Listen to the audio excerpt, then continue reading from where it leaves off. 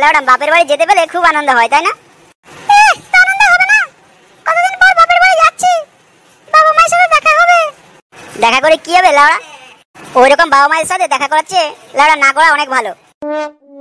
তুমি সবসময় আমার বাবা মাকে নিয়ে এত ই করো কেন বলো তো? যখনই দেখি তখনই আমার বাবা মাকে তুমি খারাপ চোখে দেখো। আরে বৌদি, কোথায় যাচ্ছ তোমরা? শুয়োরের বাচ্চা, তোর বাপের শ্রাদ্ধ খেতে যাচ্ছি। আরে দাদা, তুমি আবার রেগে যাচ্ছ কেন? মানুষকে রাগার মতো কথা বললে রাখবে না তো কি করবে? যা শালা, আমি আবার কখন রাগার কথা বললাম? আমি তো শুধু জিজ্ঞেস করলাম যে কোথায় যাচ্ছ। জিজ্ঞেস তো করলিস ঠিক আছে, কিন্তু জিজ্ঞেস তো তুই করলি কাকে? জিজ্ঞেস তো আমি বৌদিকে করলাম, তো তুমি এত রাখছো কেন?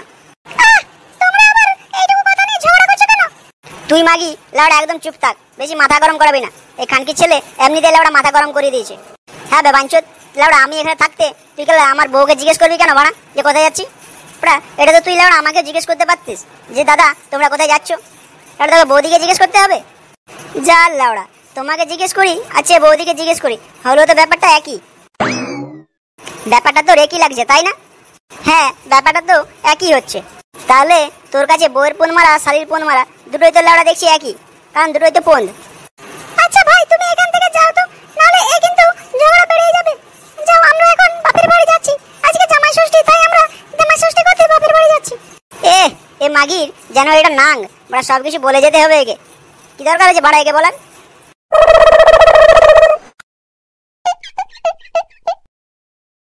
বোকা চোদা, এটা বউকে জিজ্ঞেস করলে এর গাড়া ফেটে যাচ্ছে।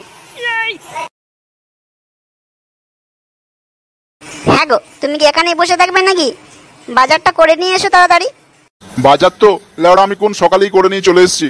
যাও আগে রান্নাঘরে গিয়ে দেখো, সব বাজার আমি করে নিয়েছি। হ্যাঁ গো, বড় মাছ এনেছো তো? বড় জামাই আসছে, বড় জামাই বড় মাছের মাথা খেতে খুব ভালোবাসে।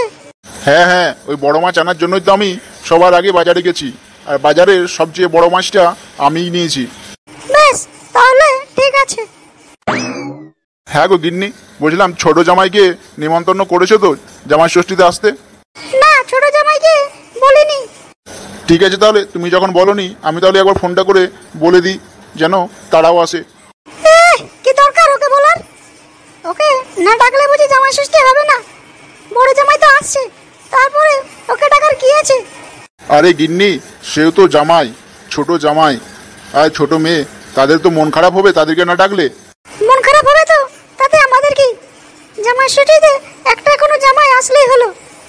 আর বড় জামাইকে আমি বলেছি, আর তোমাকে ছোট জামাইকে বলতে হবে না। আচ্ছা গিন্নি, তুমি বড় জামাইকে ডাকলে আর ছোট জামাইকে ডাকছো না, এর মানেটা কি? বড় জামাই সরকারি চাকরি করে, আর জামাই যখন আসে তখন কতকিন নিয়ে আসে। আর ছোট জামাই ফকিন্নি, ও যখন আসবে তখন তো কিছুই নিয়ে আসবে না, একটা মিষ্টির ভাঁড়ও আনতে পারবে না।